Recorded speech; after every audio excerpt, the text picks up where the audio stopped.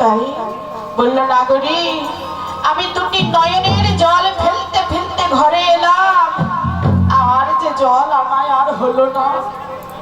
ও মা, গৌর রূপটাই এমনই রূপ, কোন ভক্ত যদি শুদ্ধ মনে শুদ্ধ চিত্তে যদি একবার ওই চরণে শরণ নেয়, তারা যে আর কোনো আত্মস্থিতি জ্ঞান থাকে না।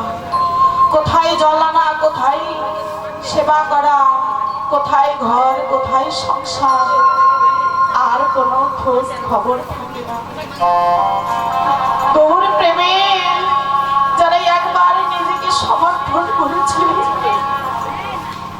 গৌরের প্রেমটা এমনই প্রেম, কেউ যদি একবার ওই চরণকে স্মরণ করে কেউ যদি বলতে পারে, দয়াময় আমার যা কিছু আছে, আমার মান অভিমান জীবন জৈবন অহংকার, আমি সকল কিছু তোমার চরণে নিবেদন করলাম, দয়াময় জগতে দেখলাম আপন বলে আমার কেউ নাই, জগতে আপন বলতে একমাত্র তুমি। বাবা, জগতে আপন বলতে আমাদের আর কেউ নয়,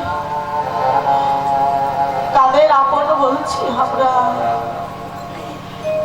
সন্তানকে আপন ভেবে বাবারা কত অক্লান্ত পরিশ্রম করে ছোট থেকে বড় করে সংসার, ছেলেকে সুশিক্ষায় শিক্ষিত করে ছেলে যখন চাকরি পেল, ঘরে সুন্দর বৌমা এলো, বাবার বয়স দিনে দিনে বৃদ্ধ হয়ে গেল, বিনিময়ে সংসারের কাছ থেকে কিছুই পেল না। বাবা, এই সংসার যে বড় স্বার্থের সংসার, এই সংসারে আপনি যতদিন দিতে পারবেন, এই সংসার আপনাকে ততদিন ভালোবাসবে, আর এই সংসারে যেদিন আপনি দিতে পারবেন না, সংসার আপনাকে আর ভালোবাসবে না। সংসারে থেকে কেউ বলতে পারবে না আমি সুখে আছি, কেউ সুখে নাই মা, আমরা কেউ সুখে নয়, কারো না কারো কোনো দুঃখ কোনো কষ্ট আছে।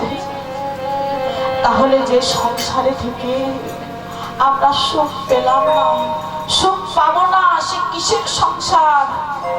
এই সংসারে কোনো সুখ নেই, যার জন্য কাঁদি তাদের চোখে জল আসে না, কিন্তু এ তো মায়ার কান্না। মা, জগতে মায়ার কান্নায় আমরা কাঁদি, কিন্তু মায়ার কান্না কেঁদে কোনো লাভ নেই।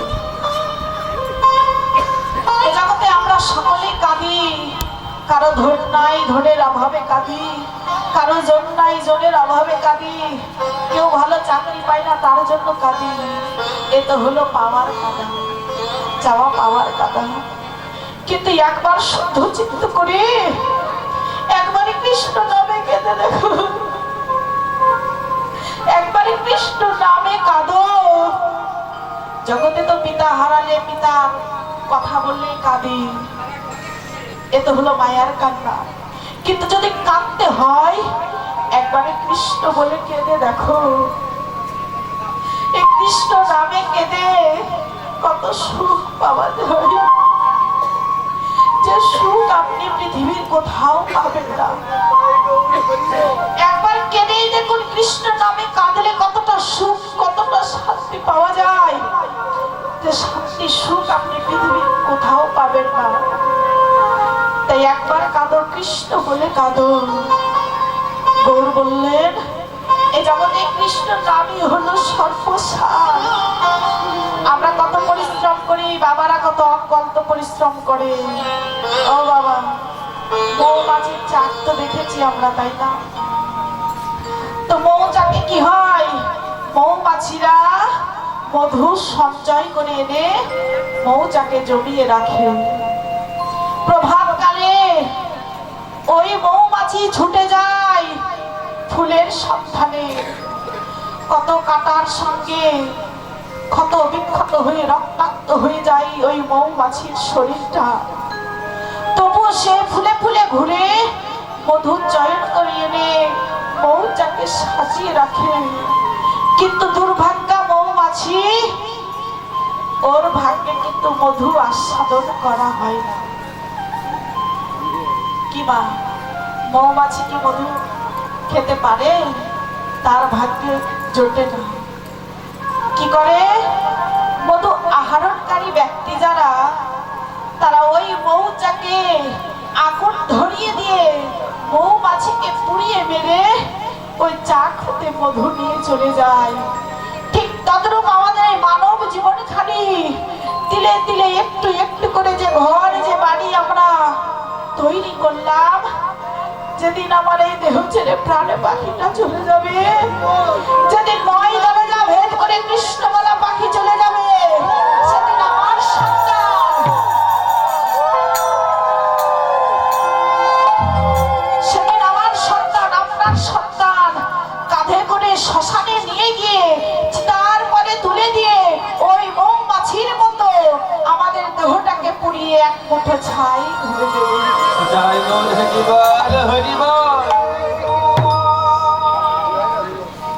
তাহলে ছাই হয়ে যাবে এই দেহখানি। তো কার জন্যই আমরা করি? এই সংসারে কেউ কারো নয়, কেউ আমরা আপন নয়। সপ্তম মাসের গর্ভকালে কথা দিয়েছিলাম গোবিন্দকে, দয়াময় একবার তুমি পাঠাও, এই ধরাধামে এসে তোমার নাম করব, তোমার ভজন করব, তোমার সাধন করব।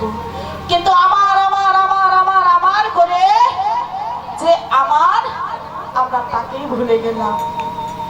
তাই বললো, শোনো, যা হয়েছে তা আর ফিরে পাওয়া যাবে না। তাই সময় থাকতে একবার বদনে কৃষ্ণ বলো, কেননা কৃষ্ণ নাম মিলে জগৎ জীবের গতি নাই। এই কলিযুগের যুগ ধর্ম হচ্ছে মধুর কৃষ্ণ নাম।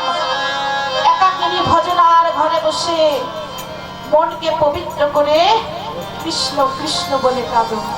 একবার বদনে বলো, বলি রে বদ,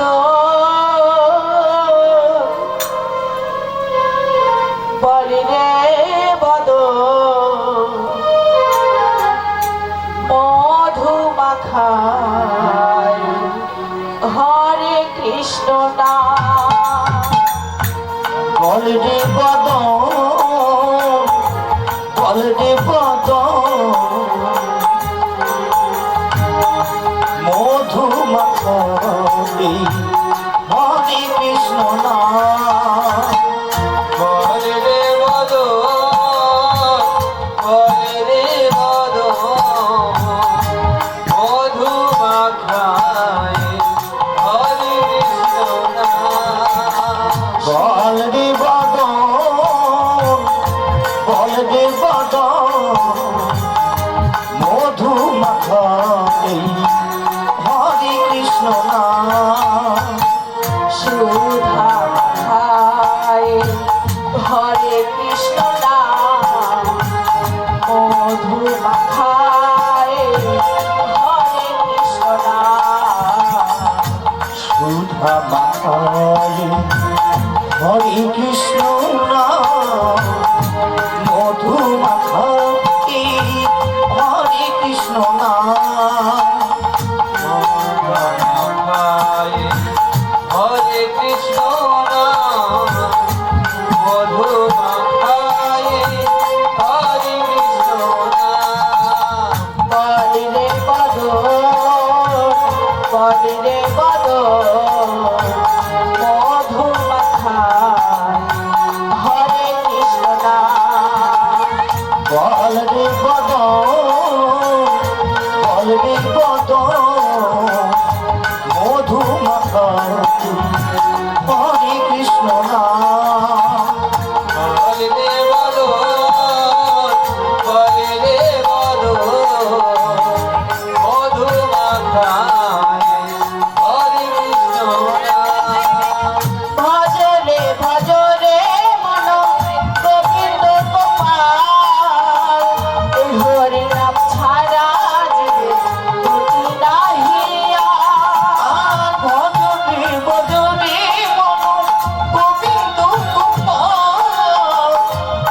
হরি নাম ছাড়া জীবন গতি নাহিয়া ভজরে ভজরে মন সারা দিয়ে ফুলতলা সব চলে এসেছে। ছাড়া গতি নাহিয়া আর ভজরে ভজরে মন গোবিন্দ গোপাল এ হরি নাম ছাড়া জীবের গতি নাহিয়া। আর ভজনে ভজনে মন গোবিন্দ গোপাল এই হরি নাম ছাড়া জীবন গতি নাহিয়া বল রে বদন মধুর মাথায় হরে কৃষ্ণ নাম। বল রে বদন বল রে বদন তাই রে হরি বল হরি বল। হরে কৃষ্ণ নাম বলে রে বলো বলে রে বলো মধু মাখায় হরি কৃষ্ণ নাম বল রে বদন বল রে বদন মধু মাখনে হরে কৃষ্ণ নাম বলে রে বলো বলে রে বলো মধু মাখায় হরি কৃষ্ণ নাম জয় রাধা। বাবা এই হরি নাম ছাড়া এই কৃষ্ণ নাম ছাড়া জগৎ জীবের কোনো গতি নাই, কোনো গতি নাই, কোনো গতি নাই। কিন্তু দেখুন এই কৃষ্ণ নাম হরি নাম বলতে আমাদের সময় থাকে না বাবা। আমরা অনেক সময় অনেক অনেক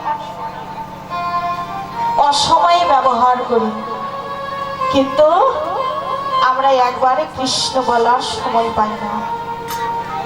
কিন্তু ভগবান বলল না, তুমি কর্ম ছেড়ে দিয়ে তুমি আমার নাম করো, আমার ভজনা করো, আমার সাধনা করো। বলল শোনো, সারাদিনই যদি সময় না পাও, অন্তত রাত্রিবেলা ঘুমাবার সময় যে 5টা মিনিট তোমরা পাবে, সেই 5 মিনিটই আমাকে দাও, আমার নাম করো।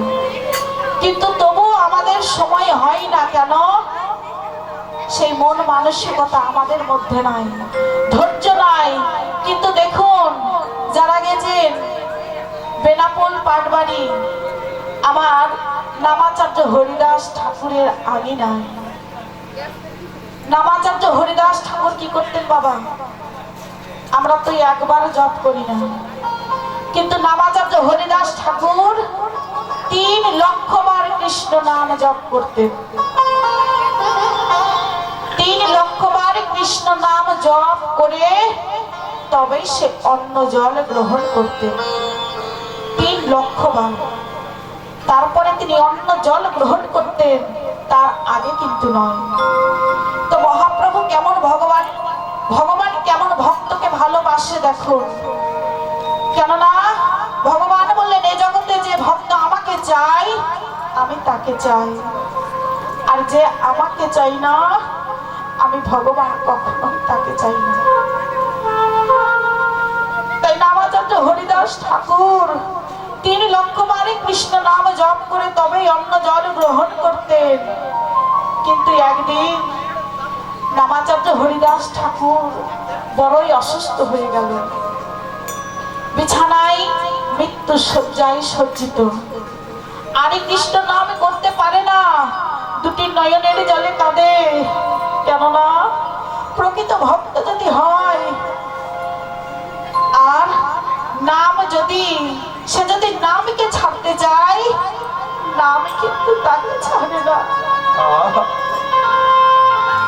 তাই নামাচার্য হরিদাস ঠাকুর 2টি নয়নের জলে বক্ষকে প্লাবিত করে কাঁদছে।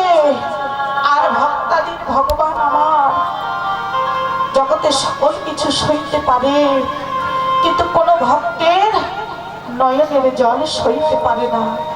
তাই ভক্ত বদনে কৃষ্ণ নাম আস্বাদন করতে না পেরে যখন শুনল না তার ভক্ত আর কৃষ্ণ নাম করছে, তখন মহাপ্রভু নিজে ছুটে এলেন নামাচার্য হরিদাস ঠাকুরের কাছে। এসে হরিদাস ঠাকুরকে বক্ষ মাঝে জড়ায়ে ধরে দুটি নয়নের জলে মহাপ্রভু কাঁদছে আর বলছে, হরিদাস বলো না হরিদাস, আমি যে কয়দিন ধরে তোমার বদনে কৃষ্ণ নাম শ্রবণ করতে পারিনি, বলো না তোমার কি হয়েছে, তুমি কেন আরে কৃষ্ণ নাম করো না? বলছে, দয়াময় আমি যে বড় অসুস্থ, শুধু অসুস্থ নয়, আমার যে যাবার সময় হলো, একবার আমায় বিদায় দাও। মহাপ্রভু আমার ভক্তকে বক্ষ মাঝে জড়িয়ে ধরে বলছে, হরিদাস তুমি চলে যেতে চাও? হরিদাস ঠাকুর প্রভুকে ডেকে বলছে, দয়াময় জগতে তো আসা যাওয়া তোমারই দেওয়া নিয়ম, জগতে এসেছি যখন একদিন সবাইকে জগৎ ছেড়ে যেতে হবে,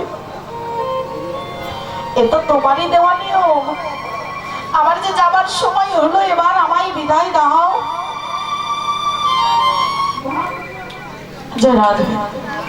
দুটি নয়নের জলে কাঁদছে আর কেঁদে কেঁদে বলছে, দয়াময় আমার যাবার সময় হয়েছে, জগতে তো আসা যাওয়া তোমারই দেওয়া নিয়ম, তাই বলো তোমার দেওয়া নিয়ম আমরা কি করে ভঙ্গ করি? বলছে, হরিদাস তুমি জানো না তোমার বদনে যে আমি কৃষ্ণ নাম বড় ভালোবাসি, জগতে তো অনেক ভক্ত আছে আমাকে কৃষ্ণ নাম শোনায়, কিন্তু হরিদাস জগতে তোমার মতো করে এমন প্রেম ভক্তি দিয়ে জগতে যে কেউ আমাকে কৃষ্ণ বলে ডাকে না। তুমি জানো না তুমি আমায় ছেড়ে চলে যেতে চাও, তুমি জানো না তুমি আমার হৃদয়ের একখানা পাঁজর, তুমি চলে গেলে আমাকে কৃষ্ণ বলে কে শোনাবে? বলছে, দয়াময় একবারে যেতে দাও, আমার যাবার সময় হয়ে এসেছে। মহাপ্রভু আমার ভক্তকে বক্ষ মাঝে জড়িয়ে ধরে দুটি নয়নের জলে নিজে কাঁদছে আর বলছে, হরিদাস তুমি চলে যেতে চাও, তবে তুমি যাবার আগে আমি তোমায় কিছু দিতে চাই, তুমি আমার কাছে কিছু চেয়ে নাও। হরিদাস বলছে, দয়াময় তোমার কাছে আমি কি চাইবো বলো, না চাইতে তো তুমি আমাকে অনেক কিছু দিয়েছো, আর কি চাই বলো? বড় সাধনা করে দুর্লভ মানব জন্ম তুমি দিলে, শুধু মানব জন্ম নয়, কৃষ্ণ বলার মতো একটি বদন দিলে, দুটি নয়নে দিলে তোমার বিগ্রহ দর্শন করার, দুটি চরণে দিলে যেই চরণে দিয়ে হেঁটে হেঁটে তোমার ভক্ত সঙ্গ করি, যে দুটি হস্ত দিলে সেই হস্ত দিয়ে তোমার চরণে পুষ্প নিবেদন করি, যে করণ তুমি দিলে সেই করণে দিয়ে তোমার মধু মাখা কৃষ্ণ নাম আমি শ্রবণ করি, তাহলে বলো আর কি চাই? দয়াময় অনেকে তো দুটি নয়ন আছে, কিন্তু সেই নয়নে তোমার ভুবন ভোলানো পৃথিবীটাকে দর্শন করতে পারে না। আছে না মা, যারা মানব জন্ম পেল দুটি চক্ষু আছে, তবু সেই চোখে তারা দেখতে পাই না কেন? তার দৃষ্টি শক্তি ভগবান তাদেরকে দেয়নি। আমার বলল, দয়াময় অনেকের দুটি কর্ণ আছে। দাদা একটু শান্ত ছোট করুন। অনেকের দুটি কর্ণ আছে, কিন্তু সেই কর্ণ দিয়ে তোমার মধুমাখা কৃষ্ণ নাম শুনতে পাই না। আবার অনেকের দুটি চরণ আছে, কিন্তু সেই চরণে চলবার মতো শক্তি তুমি কেড়ে নিয়েছো। কারো বদনে দিয়েছো, কিন্তু বদনে বলার মতো শক্তি তুমি দাওনি। কিন্তু আমি তো সব পেলাম, এই এত সুন্দর দেহ বাড়ি পেলাম। দেহ বাড়ি পেয়ে ভজনযোগ্য জনম পেলাম। শুধু ভজনযোগ্য জনম নয়, তুমি জ্ঞান বুদ্ধি বিবেক বৈরাগ্য সব দিলে মানুষের মধ্যে। আর কি চাই বলো? বলছে হরিদাস, তবু তুমি আমার কাছে কিছু চেয়ে নাও, আমি তোমায় কিছু দিতে চাই।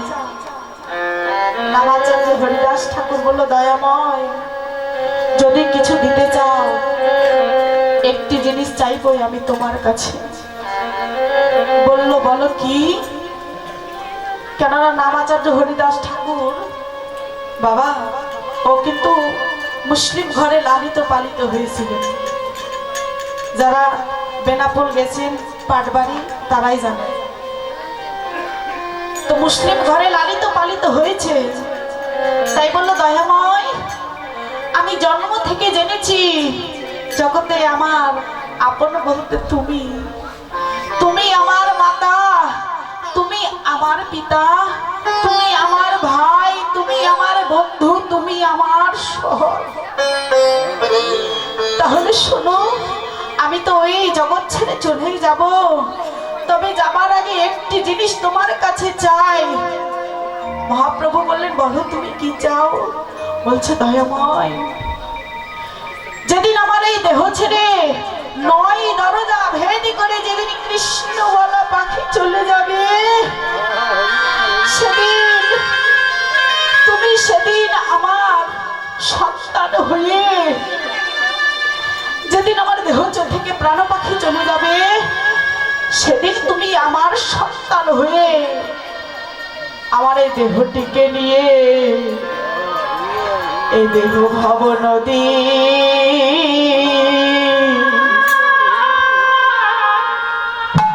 ও পারি করে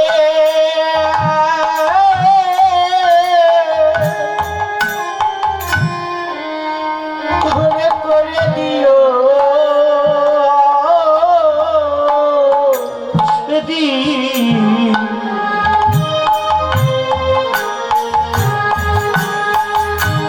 সেদিন ভবন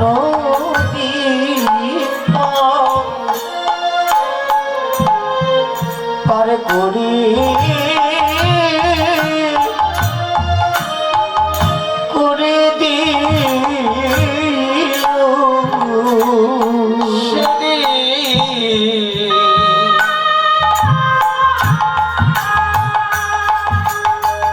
সেদিন ভব নদী হরিবল হরিবল পার করে দিও রে। ও যেদিন আমার কৃষ্ণ বলা পাখি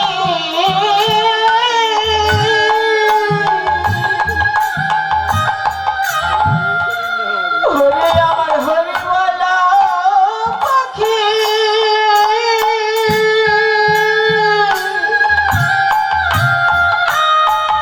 হাওয়াই দিবে পাখি,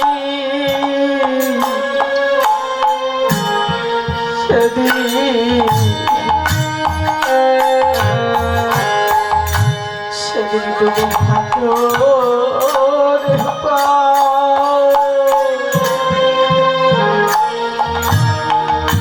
আবাই করে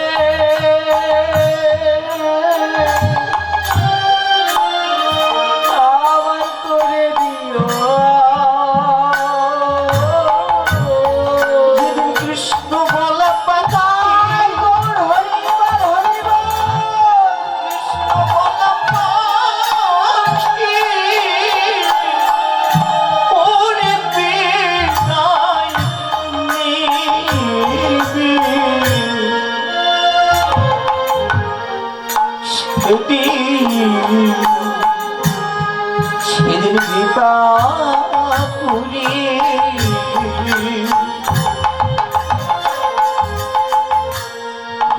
নদী পার করি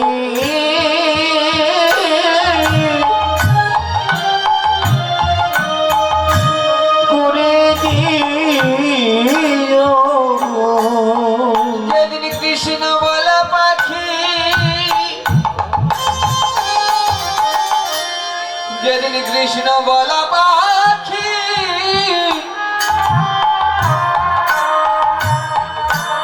দেহ ছেড়ে বিদায় নেবে,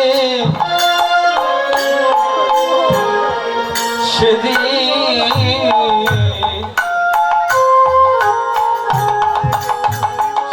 তুমি হাত ধরে পার হরিবল পার হরিবল করে দিও।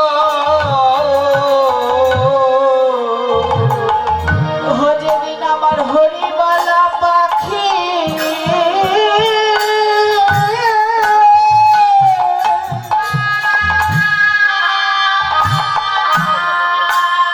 হরি আমার কৃষ্ণ পাখি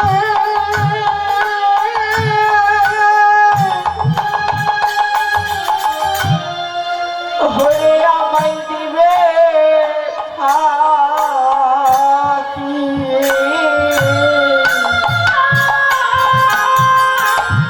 সেদিন তুমি নিজ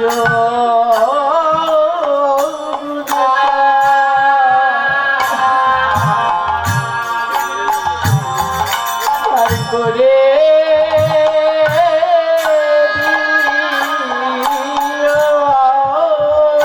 আমার হরি বলা পাখি হরি বলা পাখি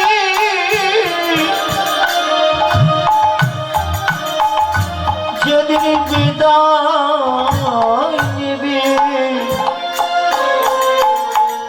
সেদিন সেদিন যবুনি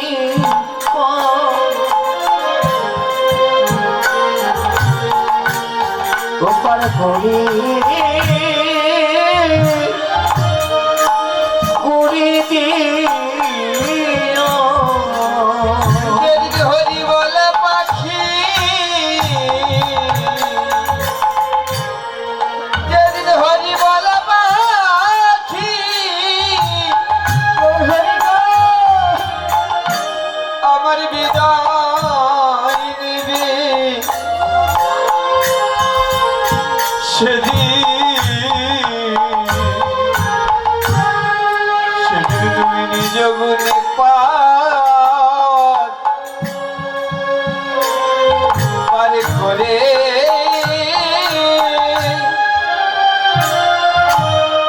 করে দিও। যেদিন আমার আপন বলিতে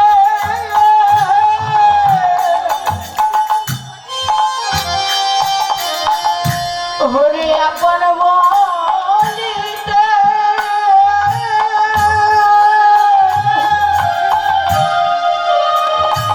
আর কেউ রবে না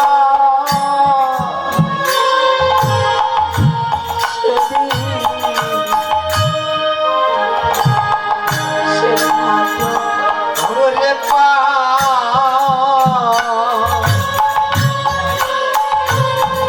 পার করে দিও রে। যেদিন আপন বলিতে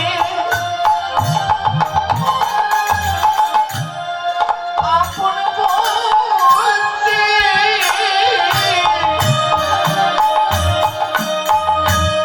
আমার কেউ রবে না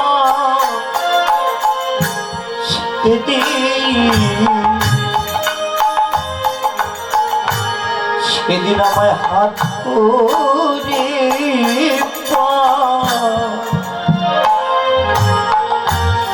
পার করে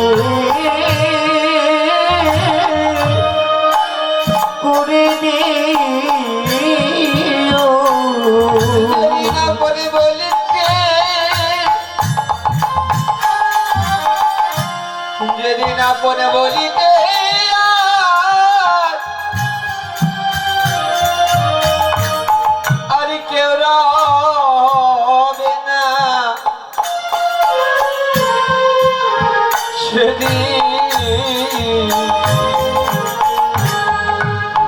সেদিন তুমি হাত ধরে পা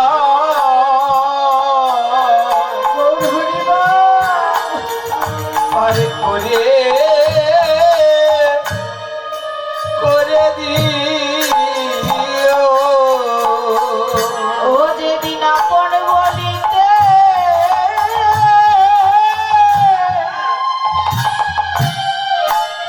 হইয়ার কেহ রাবে না সেদিন হাত ধরে পার করে দিও, আপন বলিতে কেউ রবে না, হাত ধরে পার করে দিও। আপন বলিতে আর কেউ রবে না।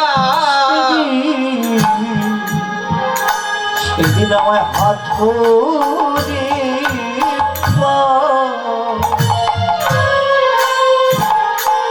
পার করে দিও।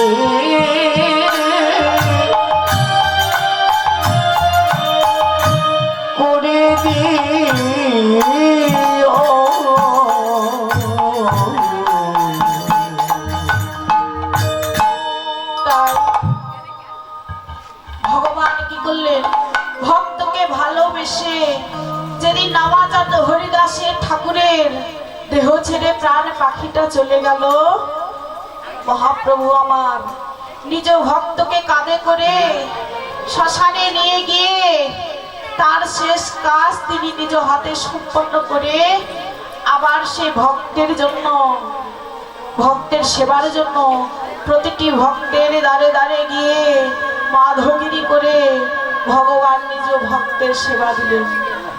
তাহলে ভক্ত ভগবানের ভালোবাসাটা কত, ভক্ত ভগবানের প্রেমটা কত মধুর। কিন্তু আমরা ভাবি না। নামাচর্য হরিদাস ঠাকুর ভগবানকে বলল, দয়াময় তুমি সেদিন আমার সন্তান হয়ে, সন্তান জ্ঞানী। এই যে ভাব, এই যে ব্রজের 5টি ভাব আছে বাবা, ব্রজের 5টি ভাব আছে। এই 5টি ভাবের দ্বারা ভগবানকে পাওয়া যায়। ব্রজের 5টি ভাব হচ্ছে শান্ত, সখ্য, দাস্য, বাৎসল্য আর হচ্ছে মধুর। তাহলে ব্রজের 5টি ভাব যদি ভক্তের মধ্যে থাকে, ভগবানকে পাওয়া খুবই সহজ। তাহলে ব্রজের 5টি ভাব শান্ত, সখ্য, দাস্য, বাৎসল্য আর হচ্ছে মধুর। তাহলে শান্ত ভাব, কৃষ্ণ ভক্ত যারা তারা কিন্তু অতীব শান্ত, ধীর। কৃষ্ণ ভক্ত যারা তাদের মন কিন্তু চঞ্চল নয়, তাদের মন হচ্ছে স্থির মন। কেননা চিত্ত যদি স্থির না থাকে কখনো ভগবানের ভজন সাধন হয় না। তাই কৃষ্ণ ভক্ত একবারে শান্ত, চতুর ভক্ত। কেননা কৃষ্ণ ভক্তরা কিন্তু রসিক ভক্ত হয় বাবা। তাহলে রসিক কারা? রসিক রসিক করে যে জন, রসিকে তো সে নয়। রসিক রসিক করে যে জন, রসিক কিন্তু সে নয়। মাটির উপরে জলের বসতি, তাহার উপরে ঢেউ, তাহার উপরে রসিকের বসতি, একথা জানে না কেউ। তাহলে কৃষ্ণ ভক্ত কিন্তু রসিক ভক্ত, অতি চালাক চতুর ভক্ত। স্থির মন যাদের, দেখবেন যারা কিছুই জানে না। একটা প্রবাদ আছে, প্রবাদটা কি নাকি আমরা সচরাচর বলে থাকি, খালি কলসি বাজে বেশি। যারা সামান্য একটি হয়তো নাম জানে, তারা অনেক বড় বড় গল্প দেয়, অথচ ভিতরে তাদের কিছুই নাই। কিন্তু যারা প্রকৃত গৌর অনুরাগী, কৃষ্ণ অনুরাগী ভক্ত, তারা কিন্তু অতীব শান্ত ভাবে বসে থাকে।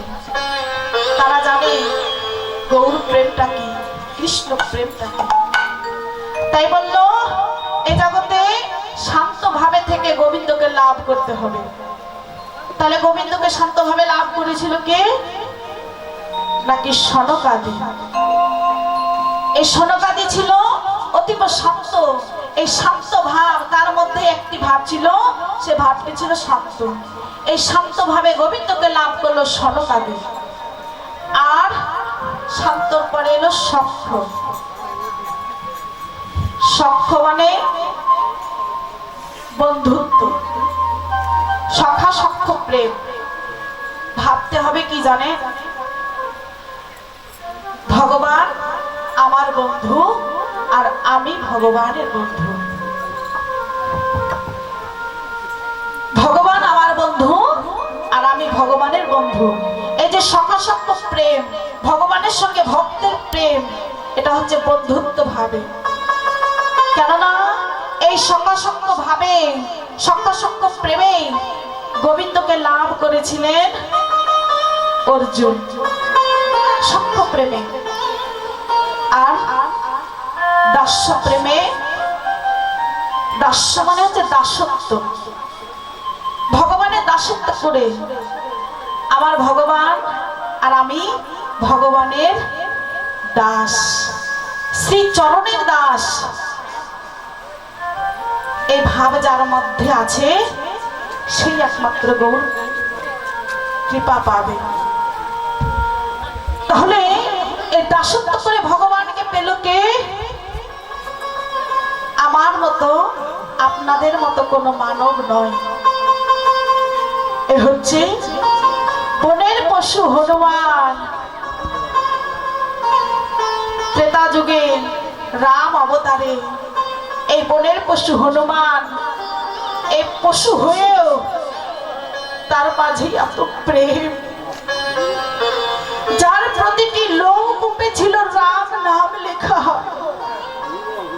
যার প্রতিটি লোমকূপে রাম নাম লেখা।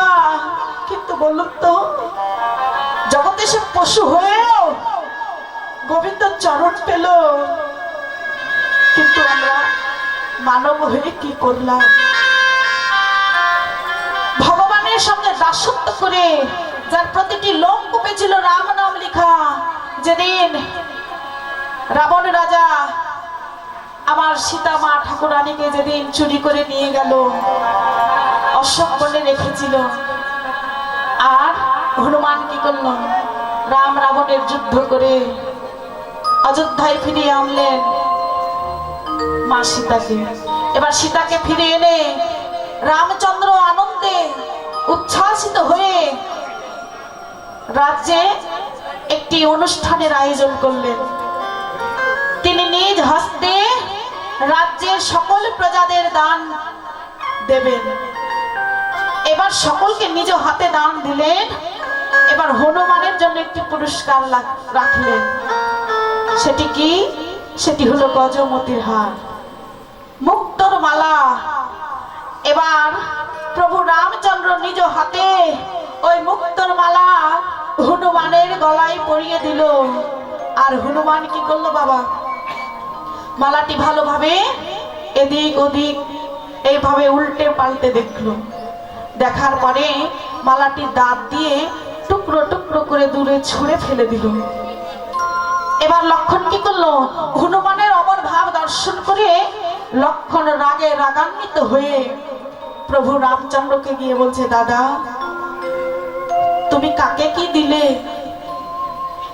এই যে বানরের গলায় মুক্তোর মালা কখনো মানাই না, ওই হনুমান কে তুমি অত মূল্যবান, তুমি যে মুক্তোর মালা দিলে, কিন্তু হনুমান তা রক্ষা করতে পারলো না, ওই মালা দূরে ছুঁড়ে ফেলে দিল। প্রভু রামচন্দ্র আমার লক্ষণকে ডেকে বলল, ভাই এই কথা তুমি আমাকে জিজ্ঞেস না করে যাও, তুমি হনুমানকে গিয়ে প্রশ্ন করো কেন সে মালাটি দূরে ছুঁড়ে ফেলে দিল। হনুমানকে যখন জিজ্ঞেস করলো, এই যে তুমি কি জানো তুমি যে মুক্তোর মালাটি দূরে ছুঁড়ে ফেলে দিলে, এই মহামূল্যবান মুক্তোর মালার কত দাম তুমি কি জানো? তুমি যে মহামূল্যবান রত্ন তুমি ছুঁড়ে ফেলে দিলে, তার মূল্য তুমি কি জানো?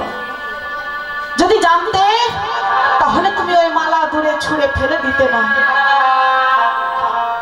হনুমান করজোরে লক্ষণকে বলছে, দয়াময়, ওই মুক্তোর মালার কত মূল্য আমি তা জানি না, কিন্তু আমি কেন ছুঁড়ে ফেললাম জানো?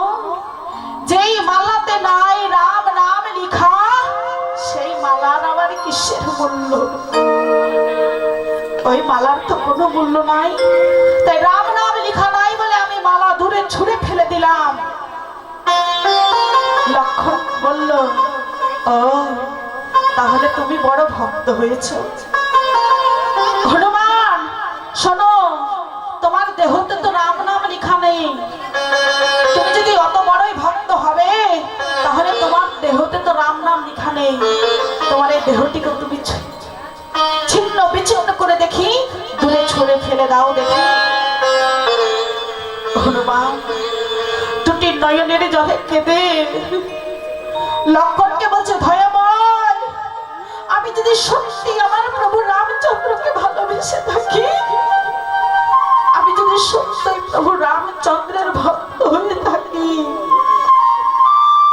তাহলে শুধু রাম নয়, আমার এই দেহ মাঝে তারা যুগলেই বাস করে।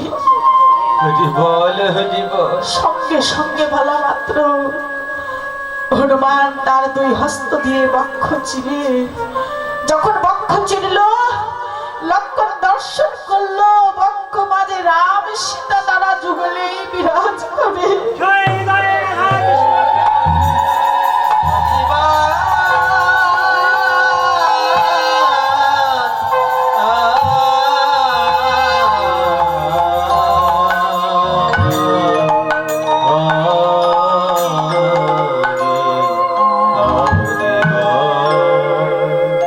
লক্ষণ তার মাথা কানে নিচু করে বলল, দয়াময় প্রভু, তোমার মনে এত ভক্তি, তোমার মনে এত ভক্তি, আমি সদাই প্রভু রামচন্দ্রের পাশে থাকি, তবু তাকে চিনতে পারলাম না। তোমার মতো ভক্তি আমি অর্জন করতে পারলাম না, তুমি পশু হতে পারলে।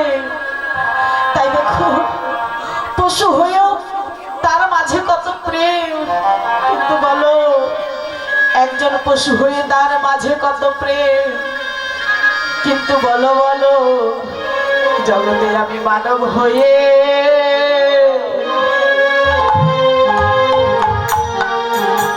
আমার ভাগ্যে হলে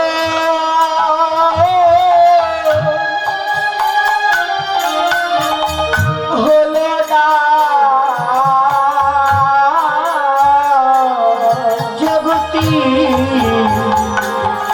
জগতে মানো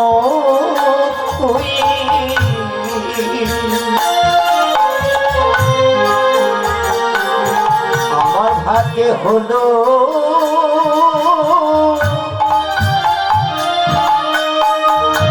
হলো না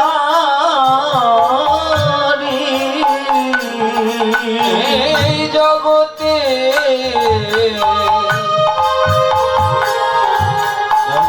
মানব হয়ে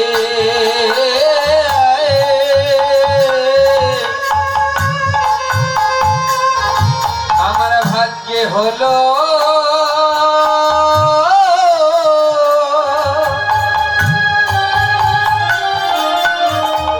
হলো না জগতি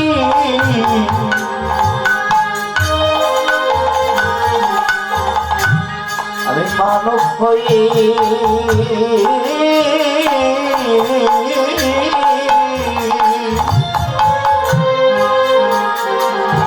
ভাগ্যে হলো হলো না রে। ওরে আমার মিঠাই গেল,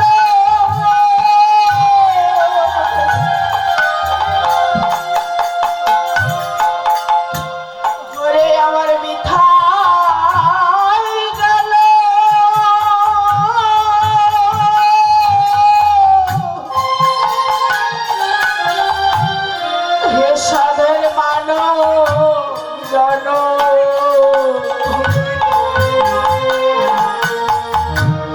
বলে আমার ভাগ্যে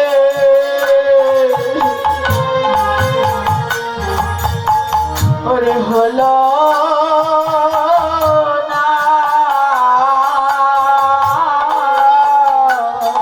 কবি পিঠায় গেল পিতায় মোর হইল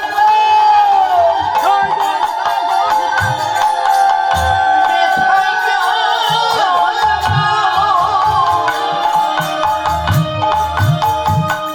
ওরে মনো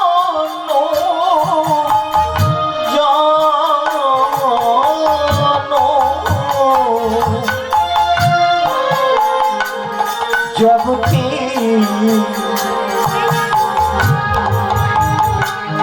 আমার মানব জন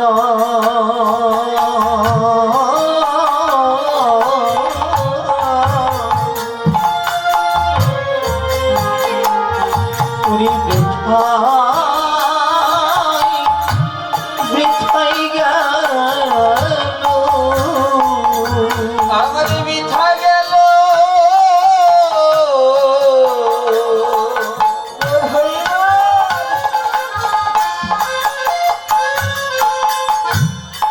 আমার মিঠা গেল সাদের মানব জন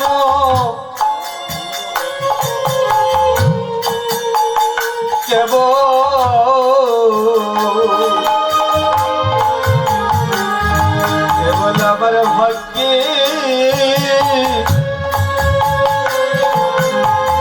হলো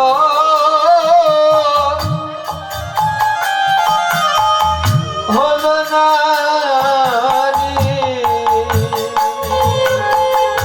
ওরে আমার ভাবে আসা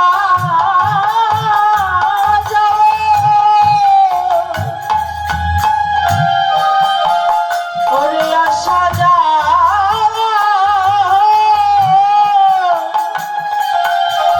ওরে সার হইল আমার মিঠাই গেল মানব জন হইল মিঠা গেল মানব জন সদাবসার হইল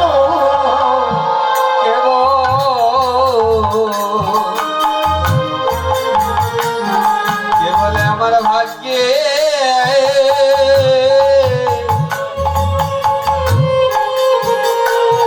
বুঝি হলো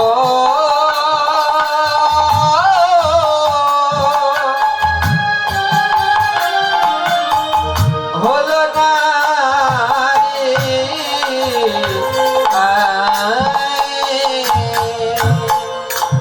জয় রাধে সবার ভাগ্যে কৃপা হলো তাই বলছে পশু হয়ে এত প্রেম যার প্রতিটি লোমকূপে আছে রাম নাম লেখা এ হচ্ছে দাসত্ব ভগবানের চরণের দাস এই ভাব আমাদের মধ্যে থাকতে হবে আরেকটি কি ভাব আরেকটি হচ্ছে বাৎসল্য ভগবানকে সন্তান জ্ঞানে ভালোবাসতে হবে ও মায়েরা আপনারা যেমন সন্তানদের জন্য রন্ধন করেন সন্তান কি খেতে ভালোবাসে মারা তা কিন্তু রান্না করে আর রান্না করে সন্তানের সেবা দেয় তো ঠিক আপনি যেমন আপনার সন্তানকে সেবা দেন ঠিক ওই ভাবটা ওই প্রেমটা দেখাতে হবে আমার গোবিন্দের প্রতি এই যে ঘর মাঝে আমাদের প্রত্যেকেরই তো গৃহ মাঝে গোবিন্দ মন্দির আছে আছে না মা তাহলে আমরা কি করি ত্রিসন্ধ্যা যার যেমন সামর্থ্য সে তেমন ভাবে গোবিন্দের প্রসাদ দেয় ভোগ লাগায় আর গোবিন্দের সেই অধামৃত প্রসাদ আমরা আস্বাদন করি সেবা করি তো ঠিক আমাদের যেমন ভাবে গোবিন্দকে সেবা দেয় যেমন ভাবে সন্তানকে সেবা দেয় ঠিক তেমন ভাবে আমাদের ভগবানকে সেবা দিতে হবে সন্তান রূপে ভালোবাসতে হবে আমি ভগবানের মা আর ভগবান আমার সন্তান এই যে মাতৃত্ব প্রেম এ হলো বাৎসল্য প্রেম আর এই বাৎসল্য প্রেমে গোবিন্দকে লাভ করেছিলেন মা নন্দ যশোমতী হরি বল হরি বল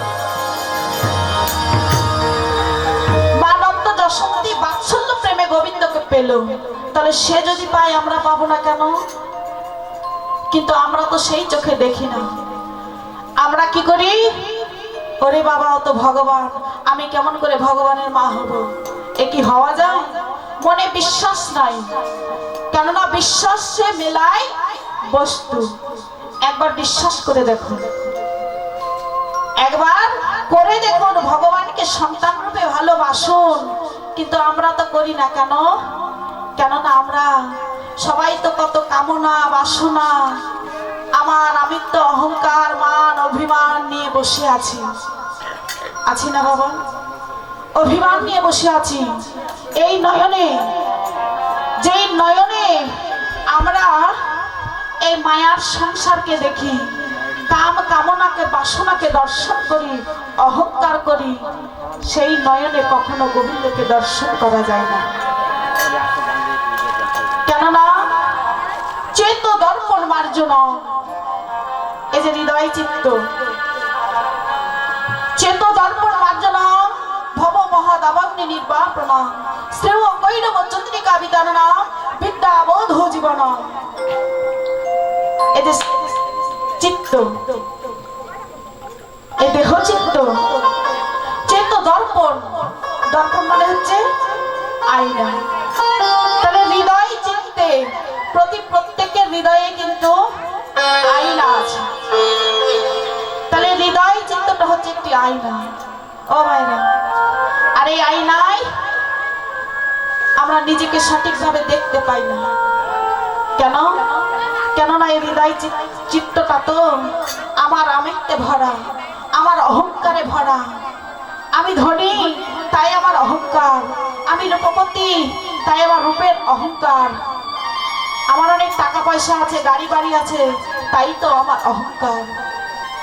এই যে অহংকার নিয়ে বসে আছি, আর এই অহংকার নিয়ে বসে থাকলে এই হৃদয় চিত্তে কখনো নিজের স্বরূপটাকে দর্শন করতে পারবেন না।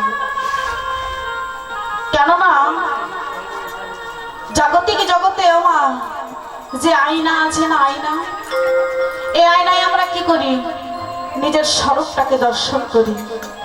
কিন্তু বলুন তো, যদি ওই আয়নার উপরে, অর্থাৎ ওই যে কাঁচের উপরে যদি ধুলো বালি কাদা ময়লা মাটি লাগিয়ে রাখি, তাহলে কি নিজের স্বরূপটা দর্শন করা যাবে? যাবে না। তাহলে কি করতে হবে? নিজের স্বরূপটাকে দর্শন করতে গেলে ওই আয়নাকে ভালোভাবে জল দিয়ে ধৌত করতে হবে, তবেই নিজের স্বরূপটাকে আপনি দর্শন করতে পারবেন। তো ঠিক তেমনি এই হৃদয় চিত্তটা কামনা বাসনা অহংকার মান অভিমান নিয়ে বসে আছি, এই হৃদয়টাকে পরিষ্কার করতে হলে চুলে শ্যাম্পু দিলে যেমন বাবা চুল পরিষ্কার হয়, দাঁতে মাজন দিলে যেমন দাঁত পরিষ্কার হয়, তেমনি হৃদয় চিত্তটাকে পরিষ্কার করতে গেলে একমাত্র হরিনাম কৃষ্ণ নাম দিয়ে হৃদয় চিত্তটাকে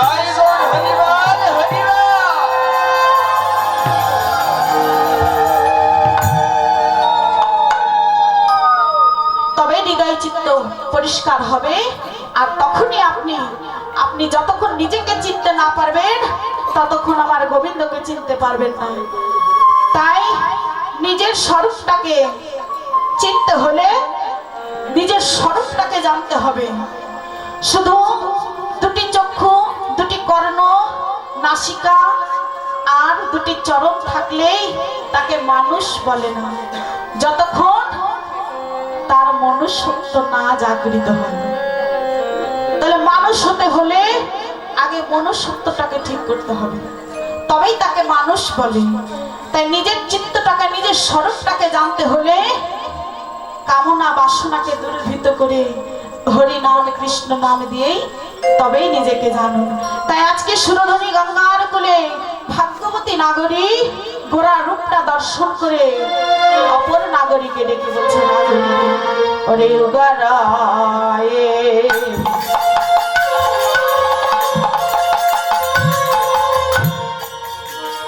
ওরে সুধা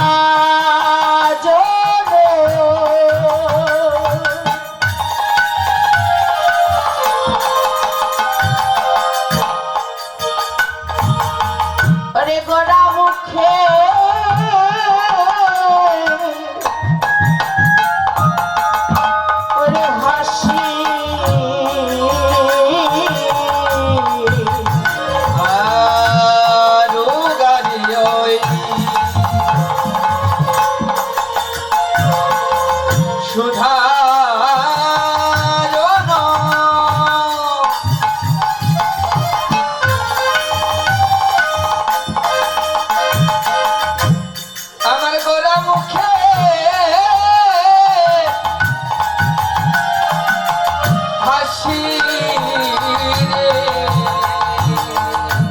নিরক্ষিতে রে গোরা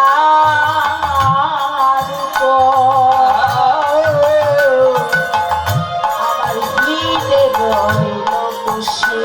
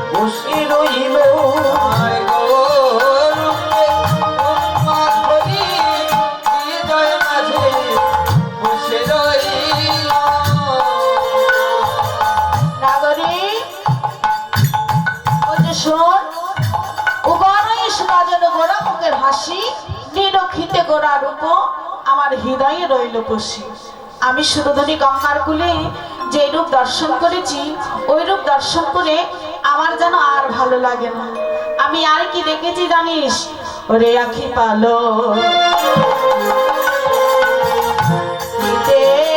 কত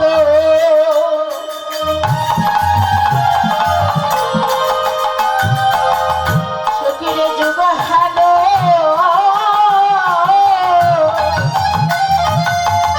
পানি আখি পালো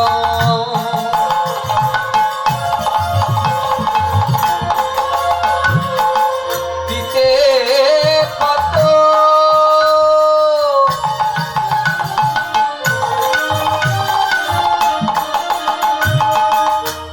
আমি যুগ হেলো পানি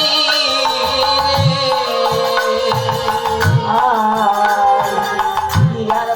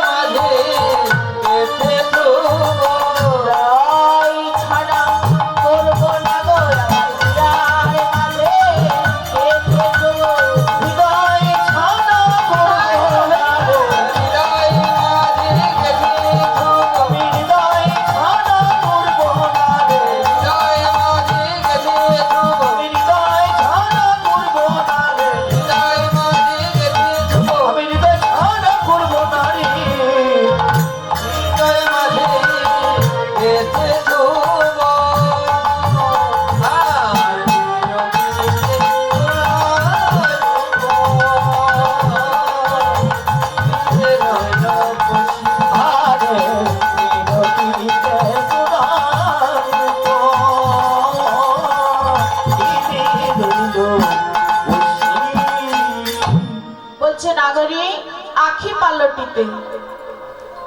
এক নাগরী অপর নাগরীকে বলছে, নাগরী রে আখি পালটিতে কত যুগে হেন মানি হিয়ার মাঝে গেতে থুব গোড়ার উপখানে। কিন্তু নাগরী জানিস আখি পালটিতে অর্থাৎ আমার নয়নে যখন পলক পড়ে তখন কি হয় নাগরী জানিস? আমার এই নয়নে যখন পলক পড়ে, পলক পড়িবা মাত্র আমি আমার গৌর রূপটাকে হারিয়ে দিই। বল না নাগরী, কেন প্রভু আমার এই নয়নের মাঝে কেন পলক দিল? বল না নাগরী, কেন নয়নের মাঝে পলক দিল? আরে কেনই বা মাত্র দুটি নয়ন দিল?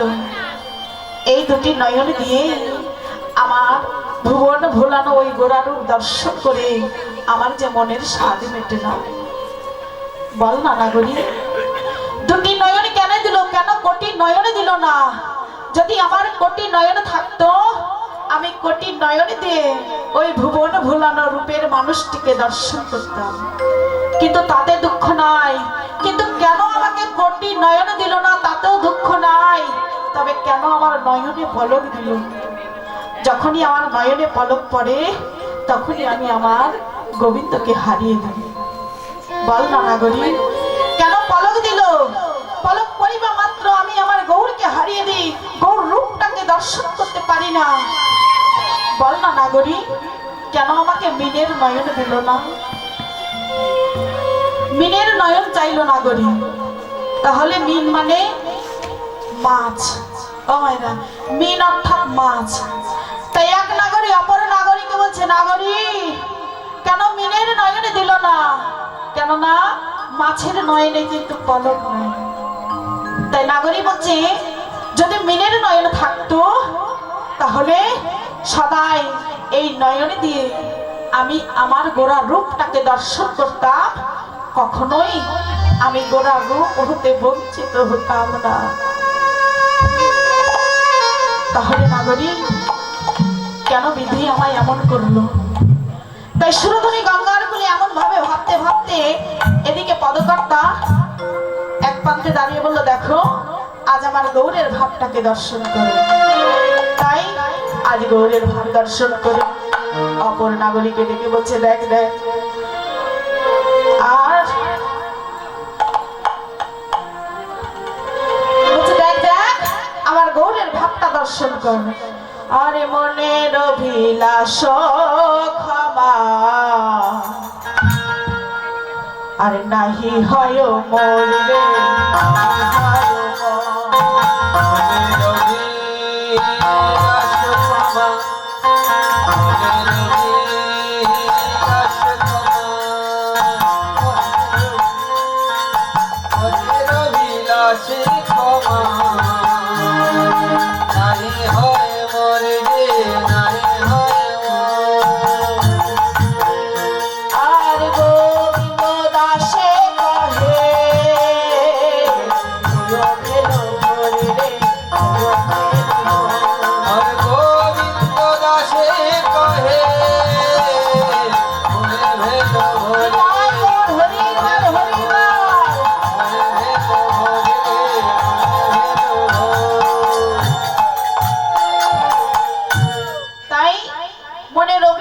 ক্ষমা নাই হয় মোর, গোবিন্দ দাসে কহে ময়ো ভেল ভোর।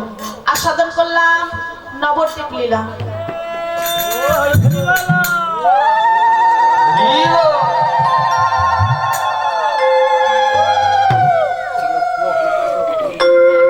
প্রেম সে সবাই নিতাই গৌর হরিবল হরিবল।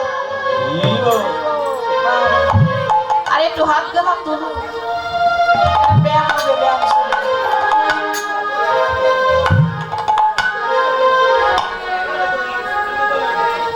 ওরে রাখাল রাজা বলে দেনা কোথায় বৃন্দাবন, শ্যামী কুণ্ড রাধা কুণ্ড গোবর্ধন। আমার রাধা রাধা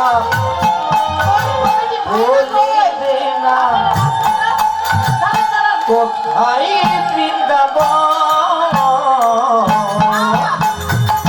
শ্যামকুণ্ডু রাধা কুণ্ডু চিরে গোবর্ধন রাখাল রাজা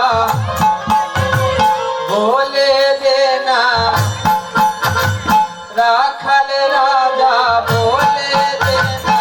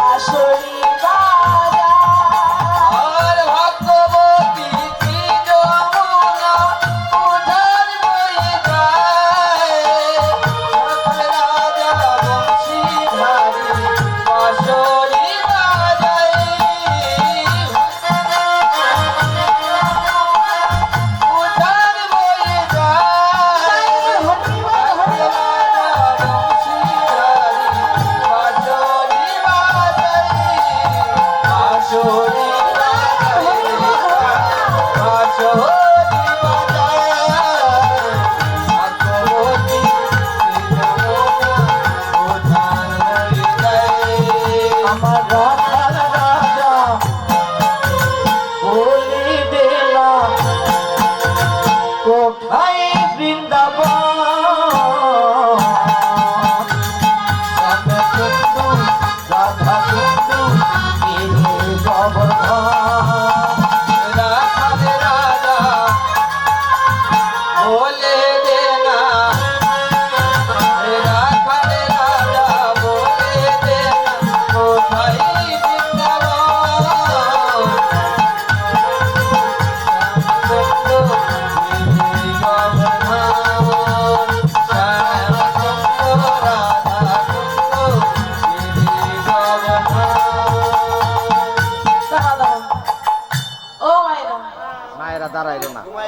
আপনারা কি নৃত্য জানেন না? জানেন তো, জানেন যদি তো বসে আছেন, আরে গেলে সময় আর পাবেন না। তাও আমরা বাসায় গিয়ে বলবো যে টাকায় মির্জাপুরে গেছিলাম আজ গানা কীর্তন করতে, ওখানকার মায়েরা খুব ভালো ভালো নৃত্য করে। আরে যদি জানেন তো নৃত্য করুন, কেউ করবেন না?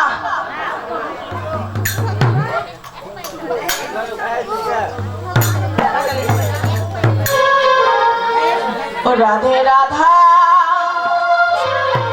ও রাধে রাধা, ও রাধে রাধা, রাধা বলো হরি বল, যদি জানি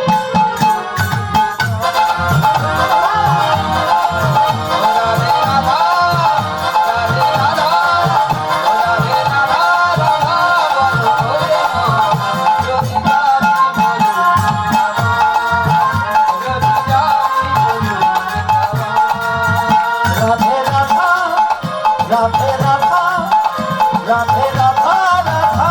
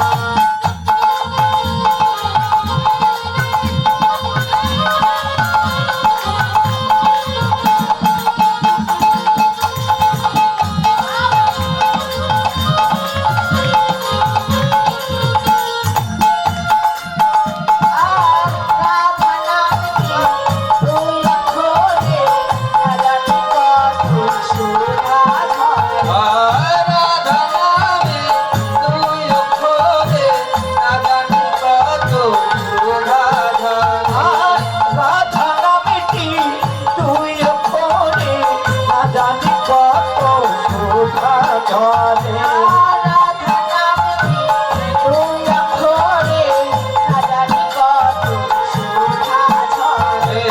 রাধা নামটি দুই অক্ষরে না জানি কত শোভা ঝরে। রাধে রাধা রাধে রাধা রাধে রাধা রাধা বলো করে মন যদি যাবি মধুর বৃন্দাবন যদি যাবি মধুর বৃন্দাবন রাধে রাধা রাধে রাধা রাধে রাধা রাধা বলো রে মন যদি যাবি মধুর বৃন্দাবন যদি যাবি মধুর বৃন্দাবন।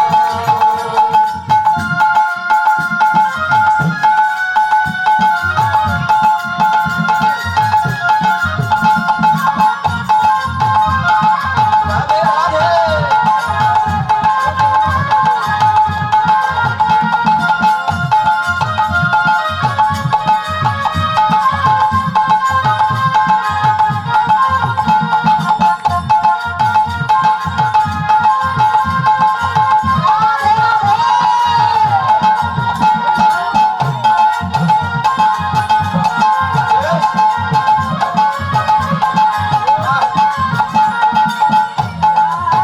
বৃন্দাবনে তরুলতা সবাই বলে রাধে রাধে।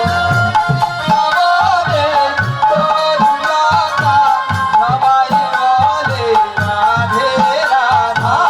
বৃন্দাবনে তরুলতা সকল বলে রাধা রাধা বৃন্দাবনে তরুলতা সবাই বলে রাধে রাধা। রাধে রাধা রাধে রাধে রাধা বলো করে মন যদি যাবি মধুর বৃন্দাবন যদি যাবি মধুর বৃন্দাবন রাধে রাধা রাধে রাধা রাধে রাধা রাধা বলো রে মন যদি যাবি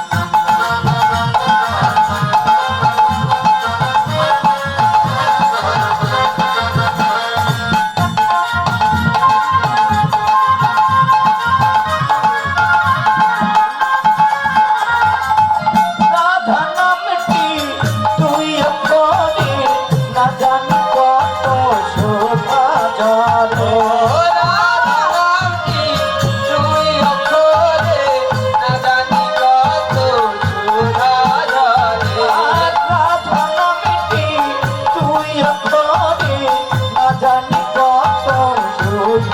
চলে